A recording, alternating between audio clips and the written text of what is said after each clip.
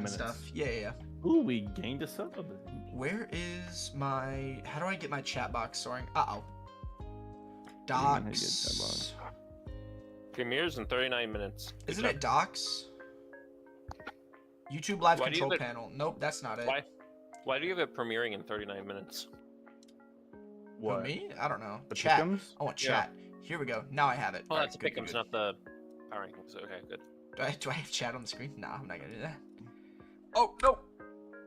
I don't know if that's chat, I but didn't do that yet. Ah! My G-Force! Go away! Get out! are you No, live? wait. Yeah, I'm live. Am I live to the right channel? Yes. Are you sure?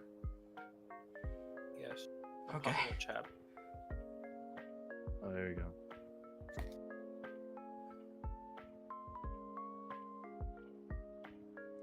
Oh, Soren, how do you get the live chat overlay on your screen? You mean live chat overlay? Like, Like the text box? yeah, like you know how like What are whenever your you stream like sources? Overwatch and stuff? With your source. Source. Like Source. like how chat pops up on screen? Yeah. Oh, go to source, hit the plus. Source. Should be a text box. Not Text. text. No.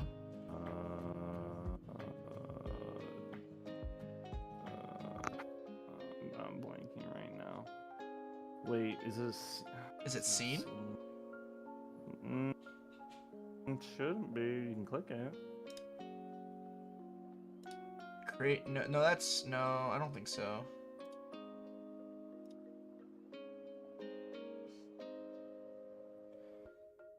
Is it just like a display capture, or is it an image slideshow, or media source maybe? No, it should. Hold on. Maybe it's just a Streamlabs thing. Let me know. The top streamers use OBS. It's a source thing. It's a widget. Can you find the widgets? Is that a thing you can find? The widget. By the way, I'm gonna stop streaming. Don't stop streaming. Oh. Stream, screens, screen 2, go live. Okay, I'm back live. Widget. It's okay if you can't find it right now. Is it in studio mode? Maybe? Try. Yeah, it's not that. Nope. That's okay.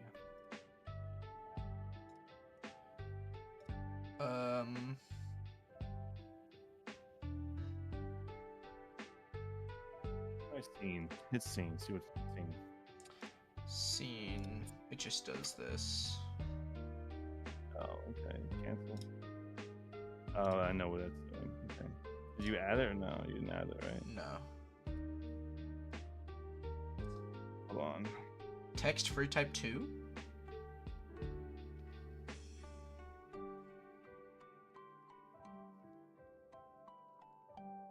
No one's in our live stream. Said it. Tell Orange to hop in. He'll start something. Probably.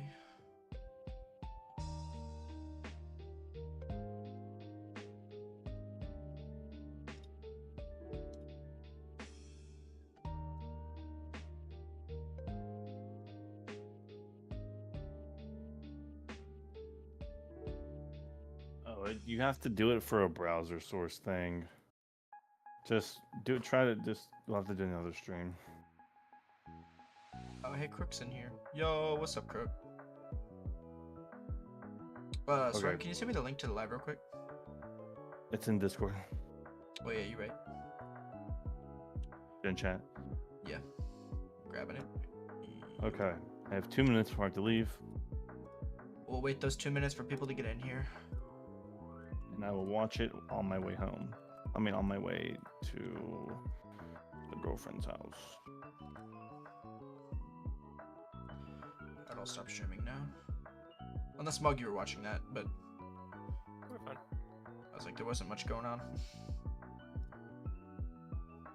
Okay. Crook, music sound good, volume sound good, audio good. I'll listen.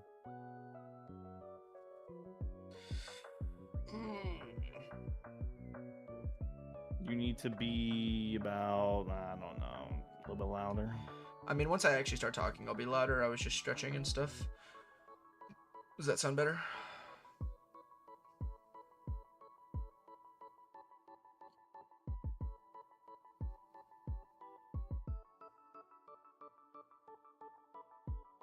Alright, Crook said it sounds good.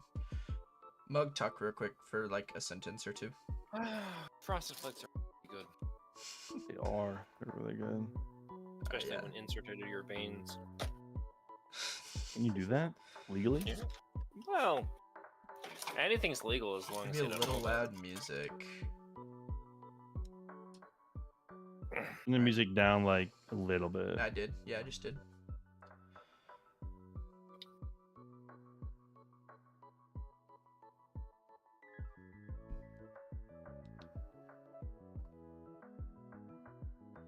All right, y'all go have fun. Okay. This is when we arsonate. How many people are actually in the live right now is my question. 3 people. And I'm one of them. Crook is one of them. I think Soaring's one of them too. Alright, well, we need to get on with this video at some point. Otherwise, it's going to be an hour long and people aren't going to want to watch the whole thing. Alright, so, without further ado, the pre-week 3 PBO power rankings start now. Alright, first up, we decided to change the layout. Looks a lot better than what we had last time, as we now have differing opinions. Can't wait to argue. Just kidding, we aren't going to argue. But we also made sure that we can show where people moved from last week. Overall, just makes it look a lot better. Mug, starts off with your side. Why do you have Norwalk and Boston at 14 and 13? So I think Norwalk has had a really rough start with the 0-2. I think some of their plays have not been that great. Also, I believe they've just been out prepped in both of their matchups. Not to say that they're a bad player or the fact that they're not going to make a comeback and start winning games. I just think what they have shown us so far has not been too great. And on the flip side of things, Boston, I mean, arguably has showed even worse, but has been able to pick up kills, demonstrate some level of competency at some certain points of their game. But no, they're interchangeable for me for the most part. I think forgetting how sleep works and is a pretty damning thing. Yeah, so Boston at number 14, from what I heard from people starting the season, they were either one of the hottest players or one of the coldest players in the league. And so far, they have proven to be as frosty as the winters in Antarctica. Just not great. And in their week 2 matchup, against, I just went through and watched all these before. Man, I hate not remembering matchups. They faced Caborca. And when they faced Caborca, they seemed to be in the driver's seat for most of the match, and then seemed to choke it away at the very end to a Rotom Mo. And I didn't watch it in super detail, so I don't know how exactly that happened, but that's why they were 14 for me. And then Detroit. Bumble, they've shown promise in the win in week 1, but in week 2 against the Don fans, they just couldn't seem to make the right play when it mattered most. So that's why I have them down at 13 instead of having Norwalk down here. Yeah. So on to the next one, where I have Norwalk and we all agree on Caborca, then Mug with Detroit at 12. So I'm going to start with Norwalk, since you placed them at 14. I think that Norwalk has shown a little bit more promise than the other 2 teams that we talked about. Their play has been all right. They did go up against Trainer Black, Tottenham in week 2. Obviously returning champ. He's been kind of off to a slow start, but still facing a returning champ. It's never easy, no matter who you are. And then week 1 still was an impressive showing, but I think they've shown a little bit more than what the other teams have shown up to this point. I'll let you take it away with what you think about Detroit. Yeah, so I have Detroit a little bit higher up by one more placing because I think, getting a win on the aforementioned Raven, I believe obviously puts him higher. And I think that his loss against, who was it again? His loss was against... Ottawa. Crunchy, yes, Ottawa. So I think that loss was where it was only a 1-0. It was actually decently showing. I was actually debating last moment, maybe swapping Caborca and Detroit, but I decided to stick with Caborca being a bit higher. Again, pretty interchangeable for me. I actually do like Detroit, and maybe they're just kind of warming things up. A lot of new players, so we're just gonna see how things go. And then as for me, as Caborca is just like they had a very bad showing week 1. Getting 6-0'd. Which is never a good sign. But then, to their credit, they came back and they again won against Raven. These both Detroit and Caborca are both players that beat Raven, and so they're slightly ahead, of course. But I am slightly concerned with Caborca because his win was a 1-0, and it was not pretty in the end. So I have Caborca as high as he is mostly for the promise that he shows rather than his actual current strength. Yeah, I completely agree with that. Caborca has shown some flashes. I also think most of this ranking is just that I don't think he's played as bad as some of the other people that have come before him. Trading away Great Tusk as well, one of his first draft pick. Which, I mean, obviously players are going to, do what they feel is best for their team.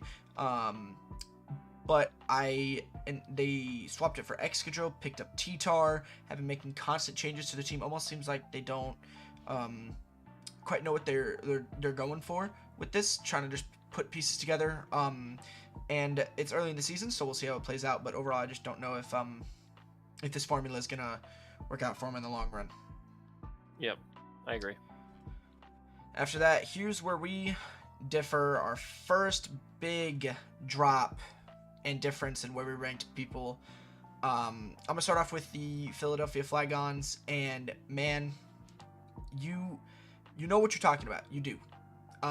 Your play doesn't necessarily always back that up though. And the one play I'm gonna reference in particular is against the Chin Pao. You unfortunately got 6-0'd. Chin Pao is broken. It's very, very good mon. But you had a chance to prevent the 6-0.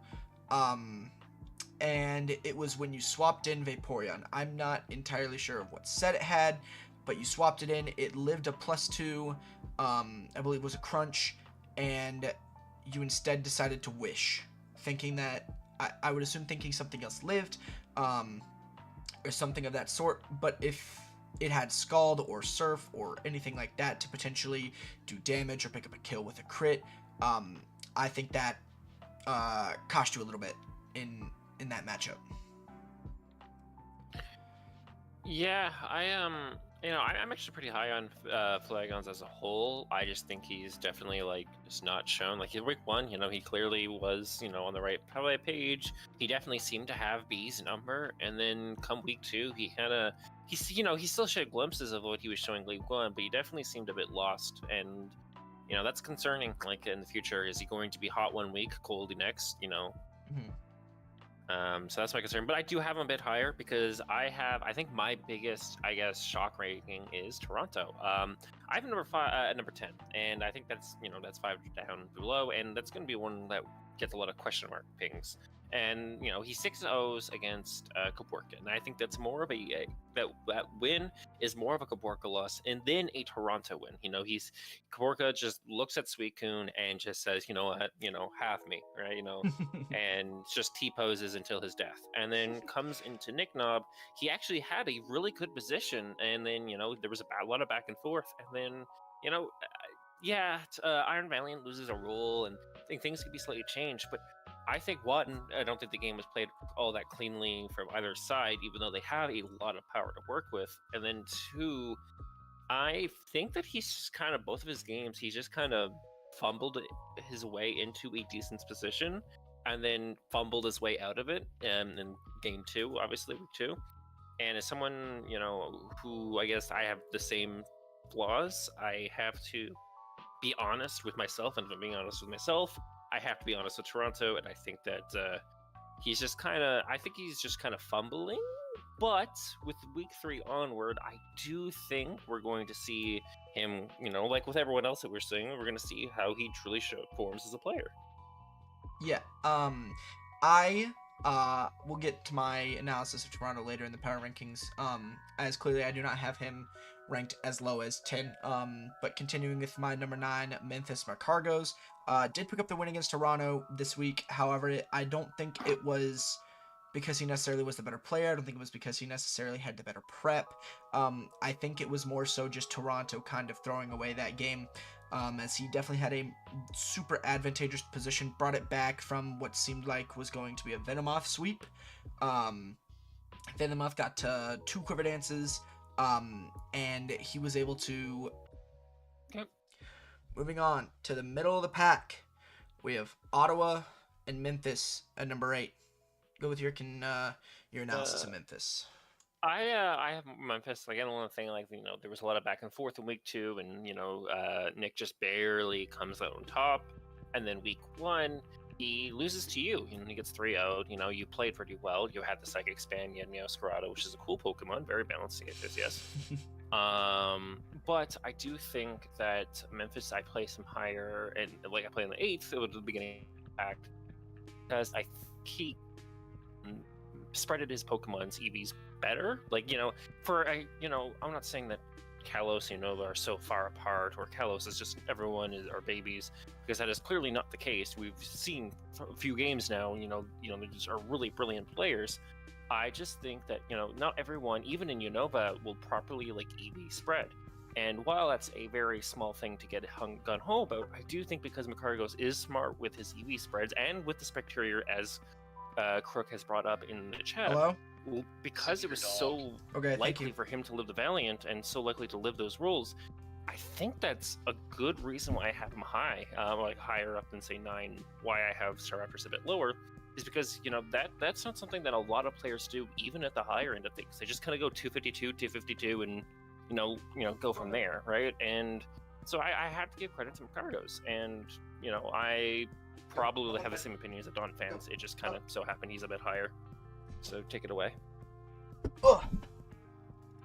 Yeah, sorry about that. I had to get my dog in my room.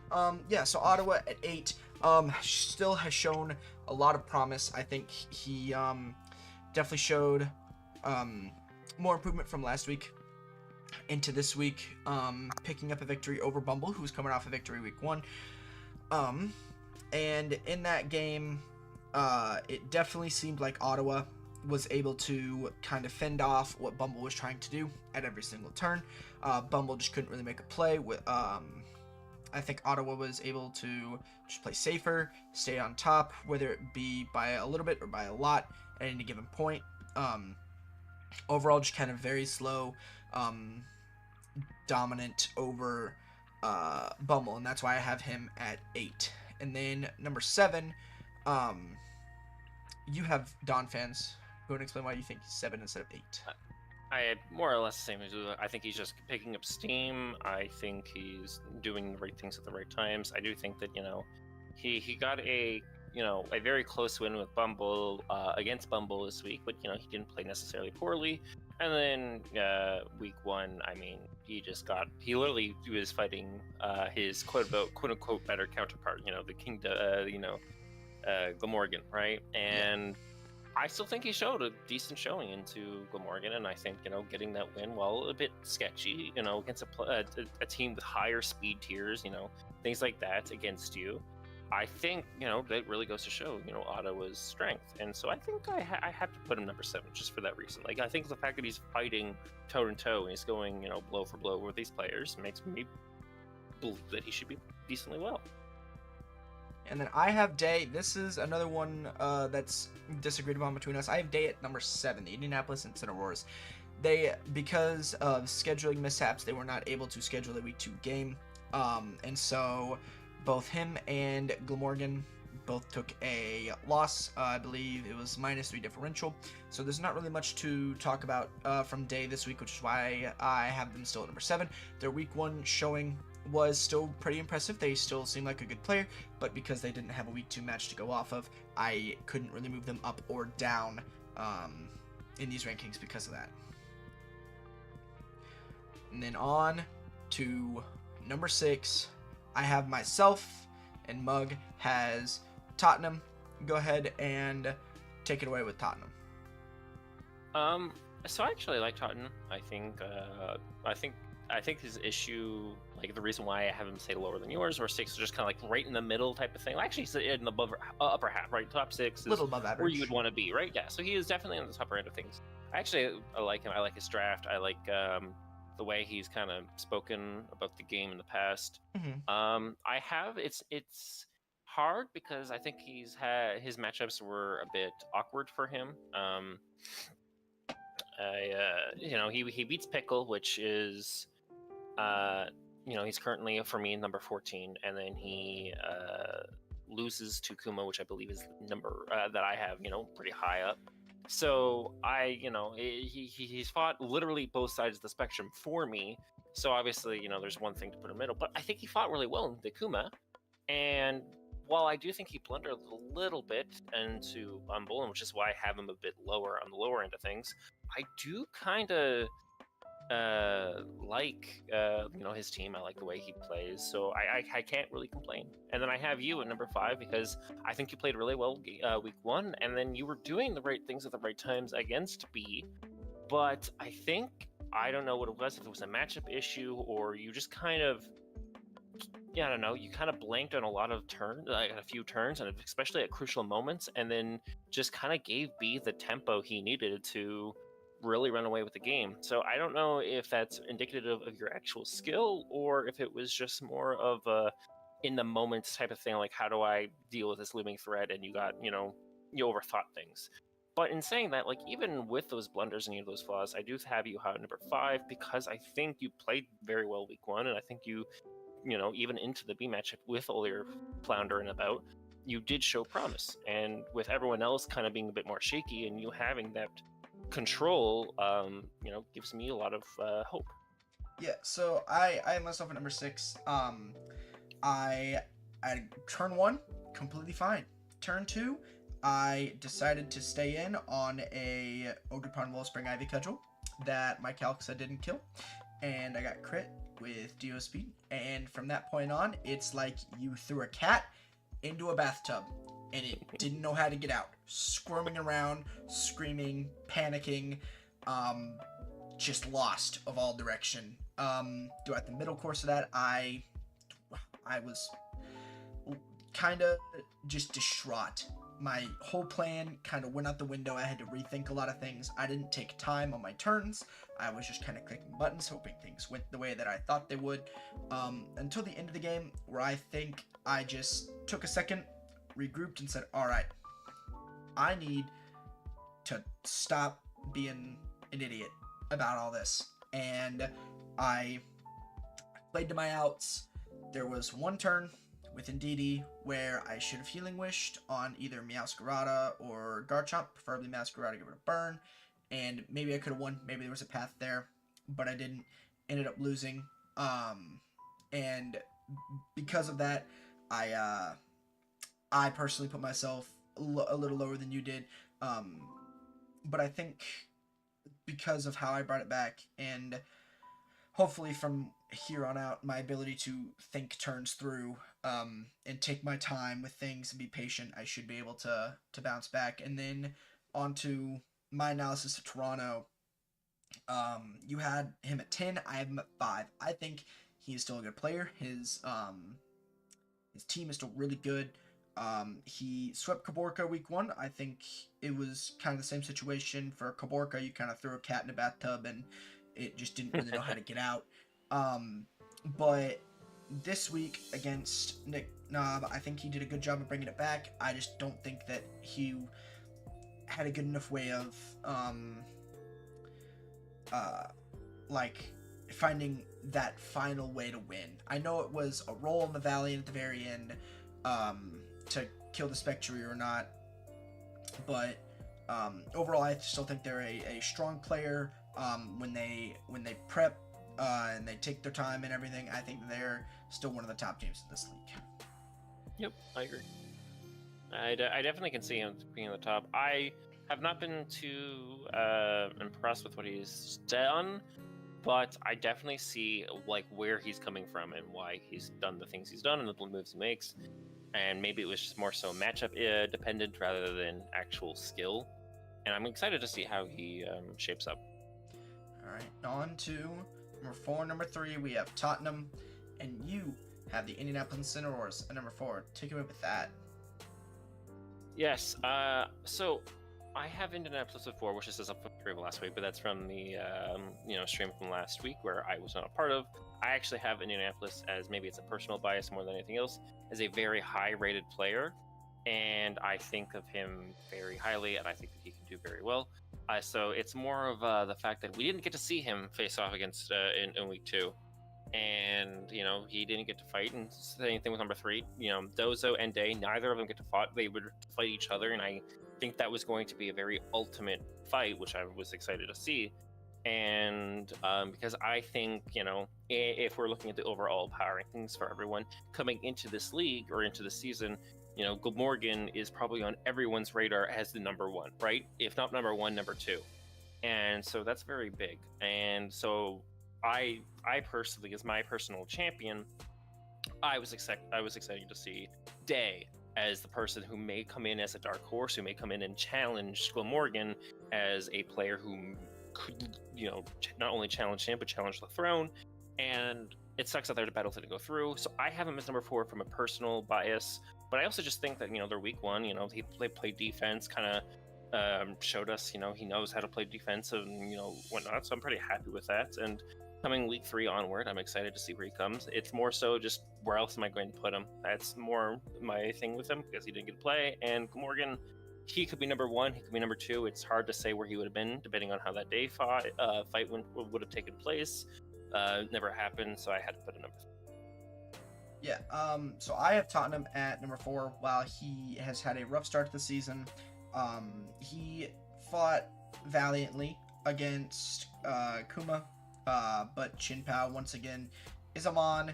Why it's allowed, who knows? Ask the tier team, which I believe both of us are on, but that's besides the point. And then against Norwalk, was a little rough, definitely for being one of the bottom teams in the league. But because he's still a returning champ, he still knows what he's talking about.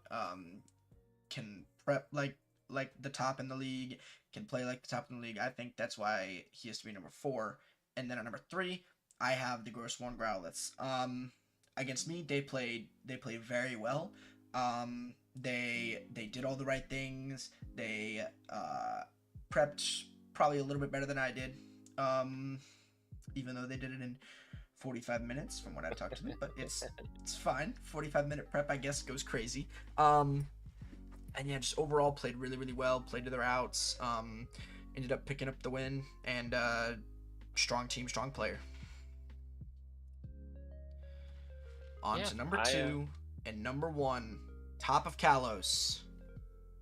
Take it away with your analysis of the Growlithe. Yeah, you have the Glamorgan up number 2, which again, I can't really disagree with. Just because he didn't play, I decided to put Grossmorn. His battle week 1, I mean, he had a lot of good moves, a lot of good decisions. I think as someone who, you're basically fighting, Grossmorn, who has, he has such an insane roster that you have to put him on the top half of things with how the week has gone so far. And then 2, the fact that, I don't know, he just played really well. And even into Philadelphia, is like if, a certain role goes a certain way, or if a turn, doesn't get, goes, one way or another, Grossmorn is coming out of everything out as 2-0.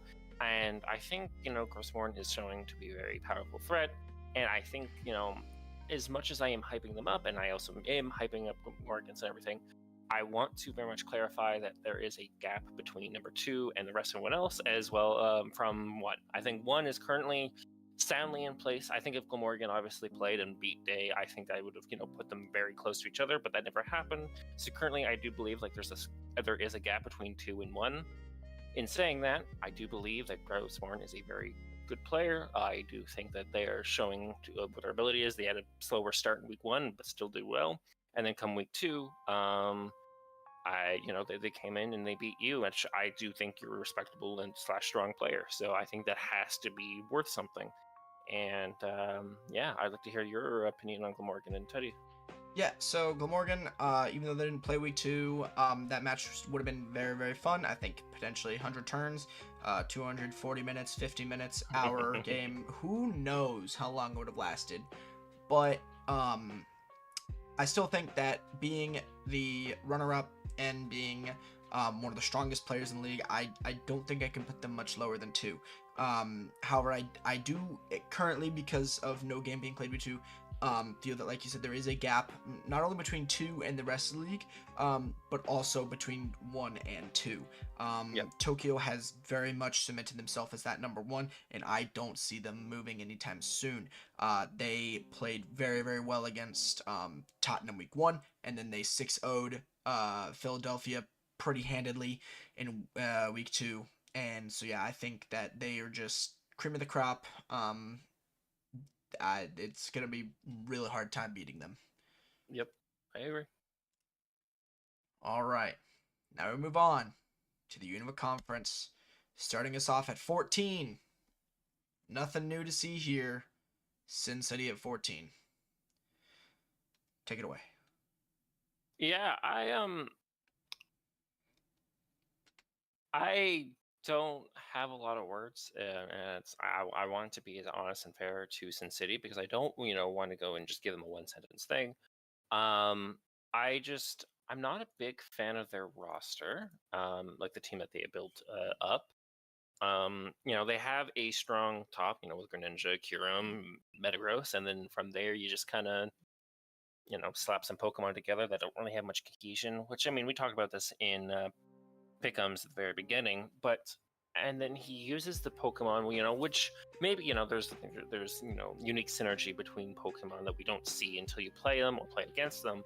But after seeing Drew play a bit more, I've not been convinced, and I'm not convinced of the Pokemon. I don't know if Drew is a bad player and just had doesn't matter what the draft was, or maybe he is a good player and he just drafted very poorly. But regardless of the case, I can't be too high on him, and I feel bad because I don't know much about Drew, but I'm not too hot on him at the moment. Yeah, I share a lot of the same criticisms. The team, until you play it, until you play with it, until you play against it, doesn't look like it does much synergy-wise, cohesion-wise, whatever word you want to say for it. And in the past 2 weeks, he's just kind of gotten smacked, and it has not been close. I don't know if it's a prep issue. I don't know if it's a player issue. I don't know if it's a team issue. But either way, something's wrong, and I don't know if it needs a whole just blow up redo, or if it just needs to be just a focus, hone in, get back in your game, and just play it out, write it out, see how it goes, or what. But for the time being, I don't know if they'll be moving up anytime soon unless we see some miraculous wins, some convincing 5-0s, maybe 4-0s from them, or just dominant like 2-0s where they sack stuff off for a ton of momentum. I just don't see much happening. And on to 13, which is another one of our biggest differences from the power rankings. I'll start off with Virginia. Overall, week 1 wasn't their strongest performance, but week 2 against Mug, they got really, really lucky. I think that if turn either 1 or 2 air slash flinch doesn't happen, I think Mug could potentially handedly run away with that game, having Trick Room and the very thought out process behind Trick Room. The room service memento mismag was definitely good tech to preserve Trick Room turns. But I think he just got really lucky in the win, which is why I didn't really move him up at all, and he's staying at 13. And I have another controversial pick, maybe probably even more controversial than Star After, but I am just looking solely at the games played rather than okay, not solely, but I am taking a major factor of just how the games have been played and, you know, the teams and the rosters and the matchups and so on and so forth. Because if we're going solely off of player strength, yes, Charleston is way higher than number 13. I don't think that's a question. However, to be very fair to him, but not only fair to everyone else, I have to put him this low. Both of his games have not been the greatest showings. He got 5-0'd week 1, and then he gets 5-0'd again week 2. Now, to be very fair, and the reason why I want to put an asterisk to his 13 is that he fought Orange week 1, Alamar's week 2.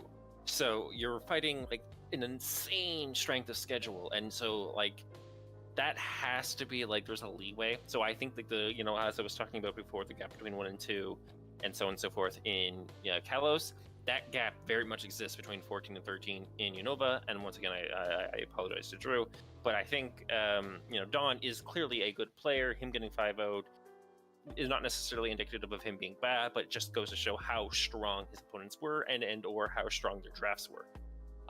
That is all. He just got, he had 2 hard losses back to back, and I think that kind of needs to, I don't know if it's a reality check per se. I just think he just strength of schedule.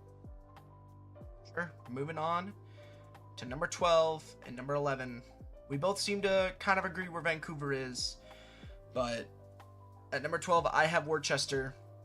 You have Vancouver. I'll start with Worcester. That way we can kind of go back and forth on Vancouver. Worcester, this week, he didn't do all that great. Kind of misplayed with his Ogre Pawn a little bit. Trailblazed on what I would assume he predicted to be a switch. Ended up losing a lot more health on what could have been a potential sweeper for him, and after that game kind of just went downhill, playing against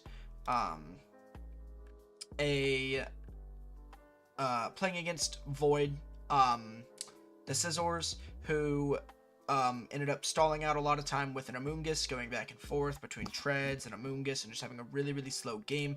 Nothing really happened in the middle there for a long time, and did pick up the win, but I think it was more so because Pittsburgh threw really hard, like Jacob deGrom fastball right down the middle, 101 miles an hour through.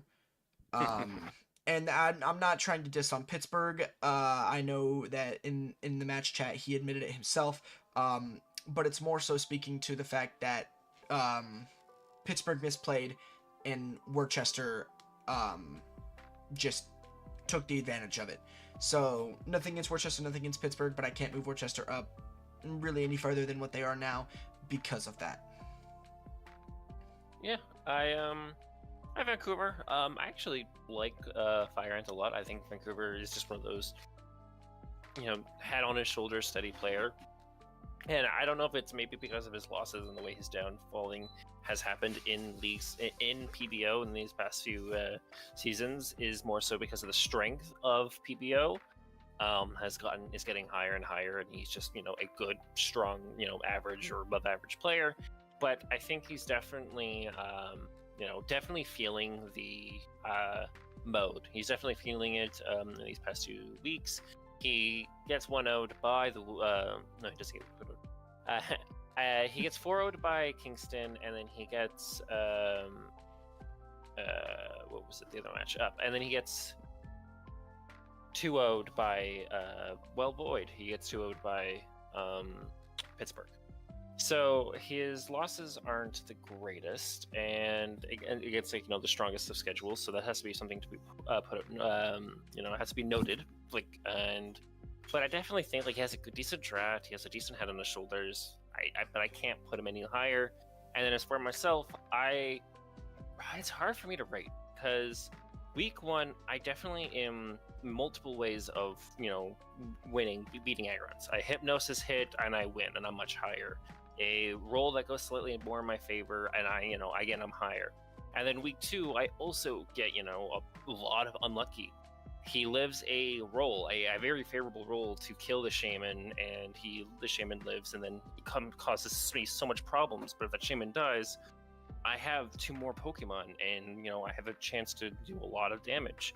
If I don't get turn 1 flinched, if I don't, there's a lot of things that happen. So I definitely, it's hard because I lost, right? I am 0-2. I have to be honest with myself. I lost, and I should have been better. I should have put myself in better positions to have come away with not relying on those luck or not getting where that hacks matter.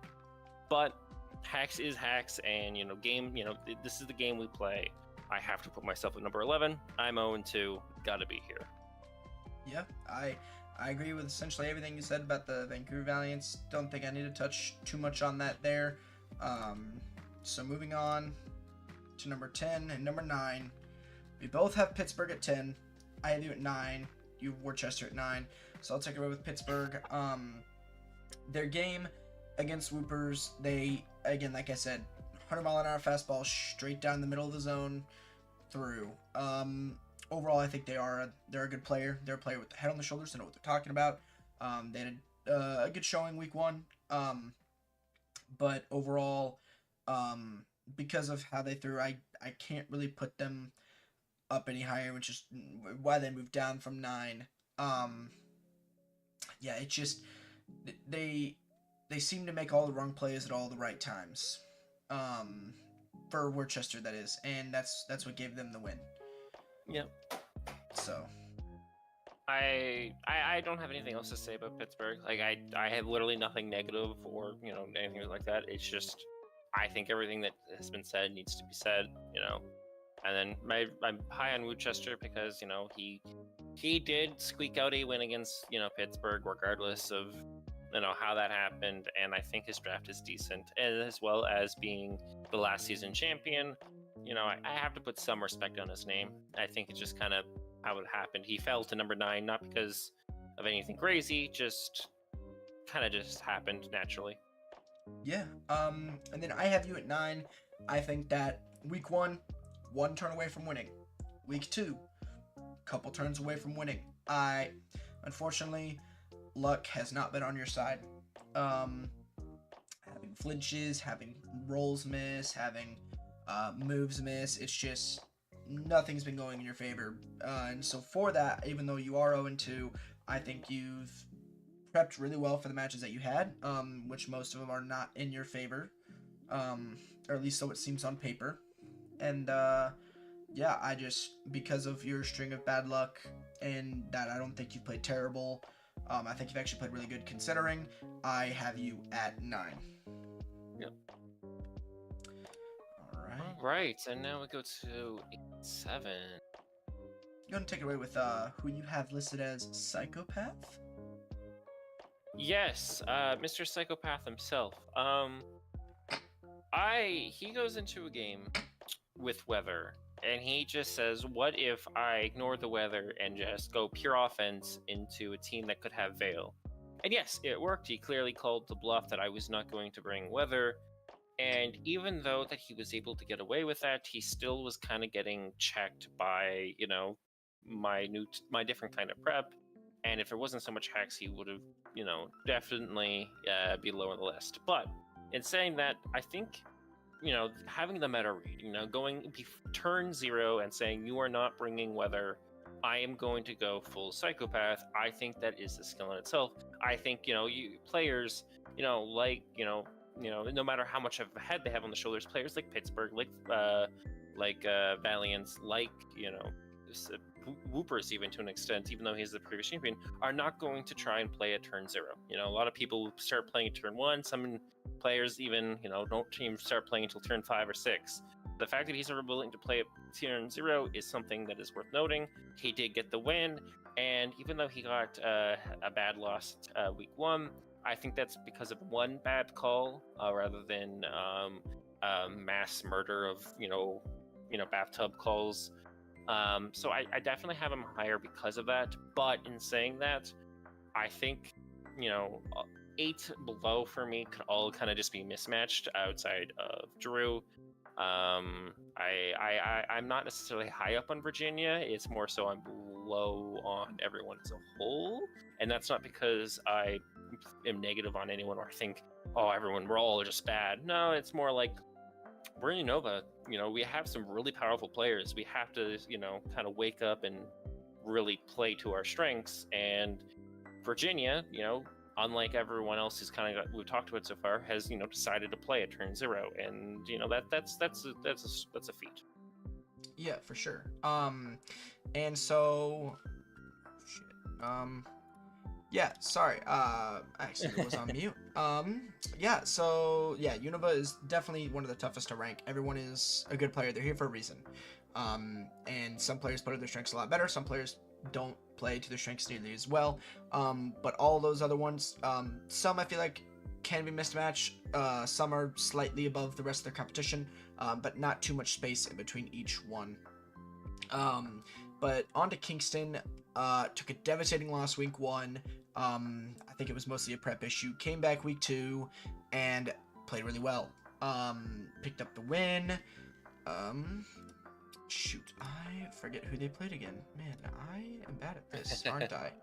Yeah, sadly I have a bad memory. I think in the future what I want to do is like near the bottom, like where the underneath everyone's logos, maybe because we can have above their logos like their record or something, but below their logos be like last played or won against New Jersey Dracos or lost against New Jersey Dracos, something like that. But that's a future thing to discuss and figure out how we want to affect this. They played Vancouver, and against Vancouver they played really well. Pretty dominant, in control most of the game. And I think this is the one that I actually didn't watch back, but from what I remember, it just was kind of dominant from the word go. And so that's why he's moved up 3 from last week. Yeah. I have him at number 7. This is kind of like for the start this is kind of for me the start of players that I think are playing well. They got win that they deserve, or a loss that was a bit hard to chew on. And I think Kingston is just a solid player, and I don't have anything else to add because it's like his game, his win was well played, and his loss was just the opponent in low pennies just kind of had his number, right? So yeah, I don't have anything negatives. Like I really like Kingston, not only as a person, but I think his draft. I like the way he plays. I just think this is the start of when players start getting good. Yeah. And starting to lead into the next one, I have Crook at number 7.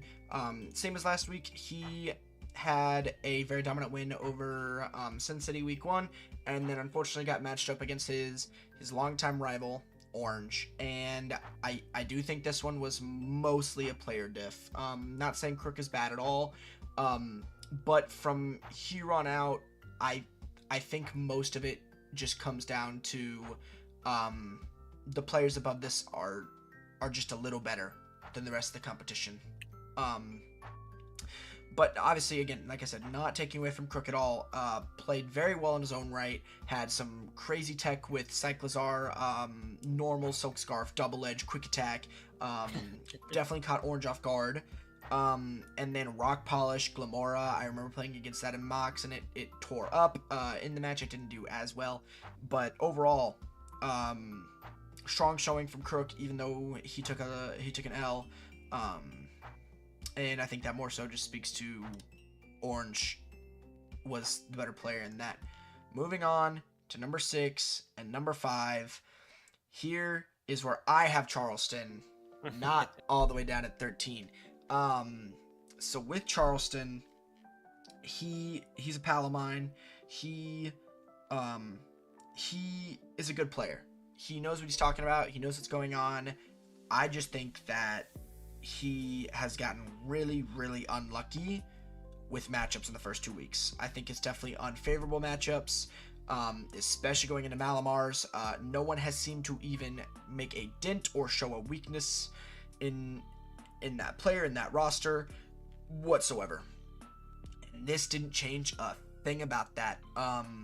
Which is also why I don't really have him changing, because he's a good player. He's shown that he knows what he's talking about. He knows what he's doing. It just so happens that he's gone up against some really, really strong opponents in the first couple weeks. Yeah, I can't argue with that. And for me, I have New Jersey's Draco at number 6. Mostly every point that you said about him, I think he was cooking. He was really well, and I think it's just one of those things where, like, yeah, he's a really good player. I literally don't have much negative, if anything, to say about him. It's just you're fighting Orange. That man, I mean, in regular season, that man will just have everyone's number. Now, if this rematch happens in playoffs, I might give the edge to Dracos, because Orange has an allergy to playoffs and the move Vacuum Wave. So I think Jersey is fine. I can see him going up. I don't really see him going much farther down. At worst, maybe 8 or 9, depending on how certain weeks go. No, I'm really high on Draco. Yeah, and at number 5, we both have Luscious. Took a loss to Abbotsford. Played very, very well. It came down to the final few turns, and overall, I think it just came down to the better player. Obviously, not taking anything away from Mary. She is a very, very strong player, has very, very strong prep. But I think in this scenario, having skill swap on Rabambi to get rid of Unaware Skeledirge with Terrifier was crazy. It was amazing when you first see the match. And then Abbotsford realizes, oh, well, I can just swap out, and I have Unaware back. And then it doesn't matter anymore. The tech is wasted, and Skeledirge kills the Rabambi. It was really cool to see in game, but practical, not very good. Yep. But yeah, overall, still a strong showing. Unfortunately, the other people just showed a better win than what Luscious had shown this week. Yeah, I am actually like I want to go like really give her credit, right? Like she was going from Kalos, and I think this goes to show like the different power level of Kalos, and but it's not that far or anything crazy. Yeah, maybe the bottom half or the bottom 2 or 3 of Kalos may be a bit on the lower end of things, but Lopunnies came from number 1 of the quote-unquote lower league, and then immediately comes into Unova and just starts taking names. Fights Kingston, fights Agrons. Beats Kingston's pretty confidently, shows some crazy tech with DXSD, and then takes Agrons, someone who we all have at like the top 4, top whatever. Like he's, the entire server, like top 5 player, right? So so Lopunnies comes in and starts trading blows at blows. We're talking about, I call him like the Demon King, and she's coming in and like walking as if she owns the place against him. And yeah, she may lose, but I am pretty happy with how she plays. I don't put her down lower because she's necessarily gotten any worse or anything of the sort. I think it's just more so of when you look at her versus the top 4, I mean, it's pretty obvious who the top 4 is. I mean, these players are crazy. Yeah, and saying that, we move on to the top 4. And we both seem to very much agree on these last 4 teams. And I think that's just a sentiment to what these players do, who they are, what their matches look like, prep, everything on a week-to-week basis is super consistent and hard not to rank where they are. Obviously, starting off with Abbotsford, won against Mary in a close match, finding a way out of that skill swap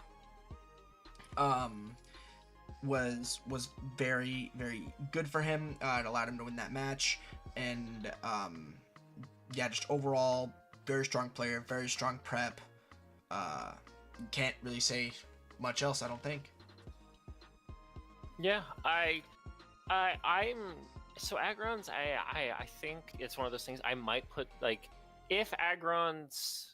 I don't know. This whole Agrons thing is rough for me because Agrons beat Lopunnies, right? So theoretically, that makes him a higher ranking than Lopunnies, but he could have like in 60% of the time he loses to me, right? And if we played 100 matches, got to the exact same situation, 60 of those 100 games, Hypnosis hits, and he's lower on the ranking, and then this whole shebang is even more questionable. But even if I think I won, I definitely think I put Aggron still like top 5, top 6, right? Because Abbotsford is just an insane player. He is like a player. So like if everyone, like I was talking about before, if everyone's trying to like EV, does like the basic 252, 52, or like maybe puts speed creep something and then puts the rest in attack and then a bit of HP or whatever.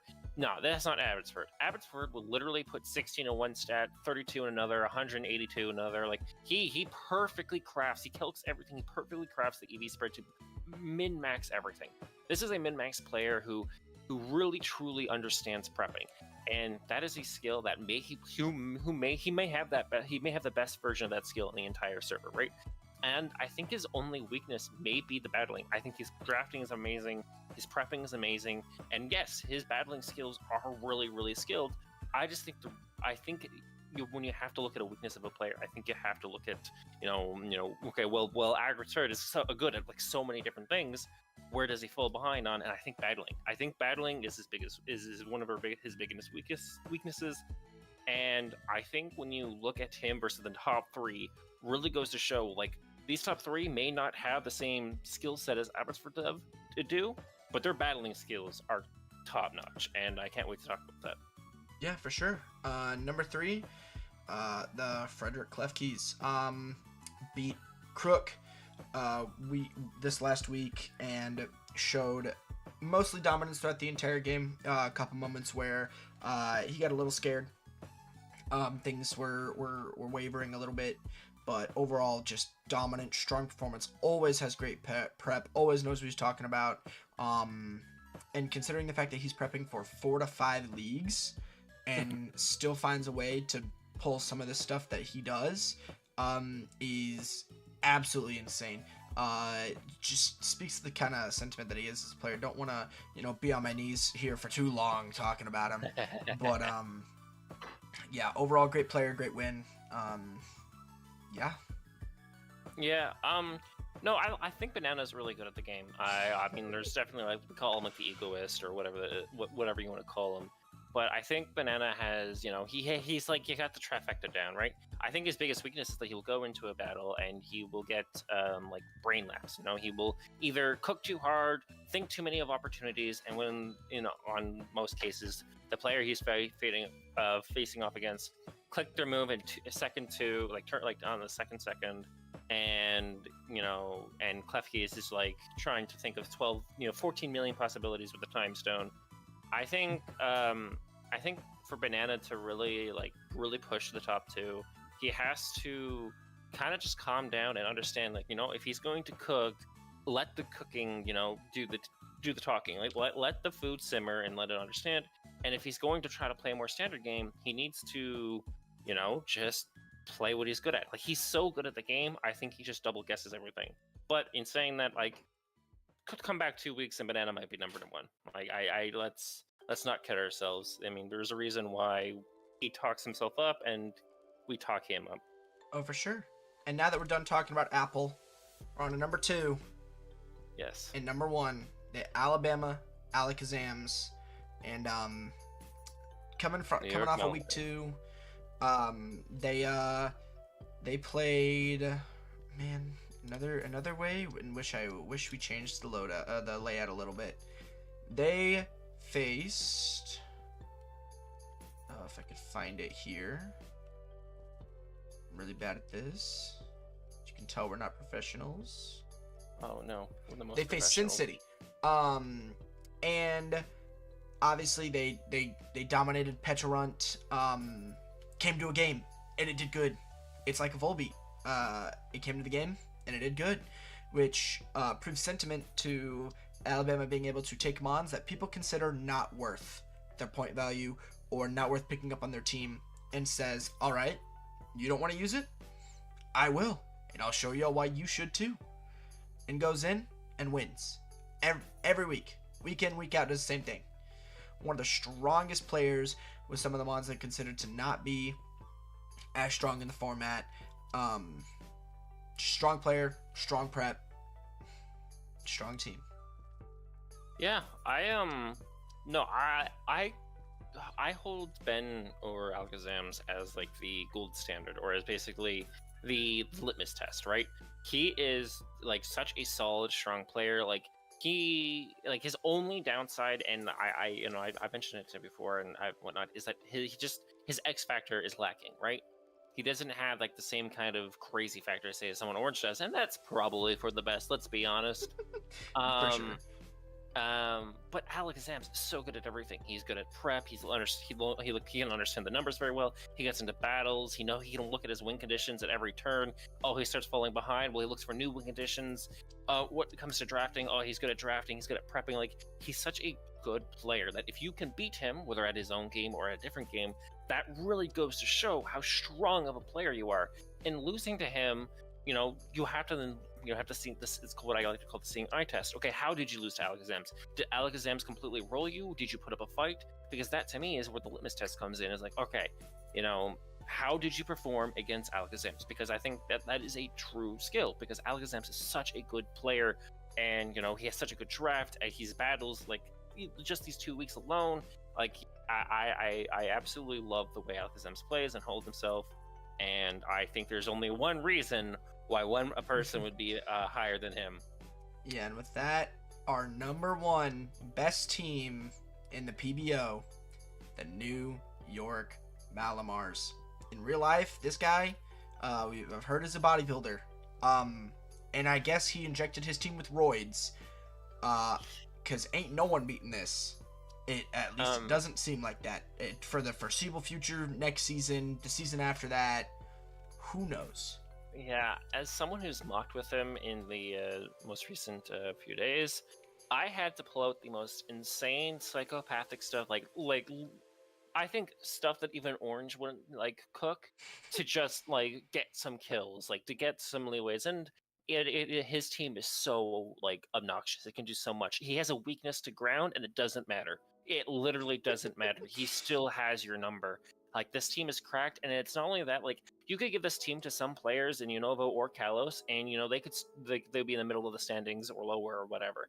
Malamars is not only making an impressive team, but he's making it work, and he's doing crazy things with it. He's quote unquote using it somewhat suboptimally at some points, but then you find out turn 20 turns later that actually this was perfect because in this XY scenario, it wins, right? And so Yeah. I think Malamars, has it all so far. I think it is exciting to see because it's you want to see the giant fall, but at the same time, how you also want to see how big can he get?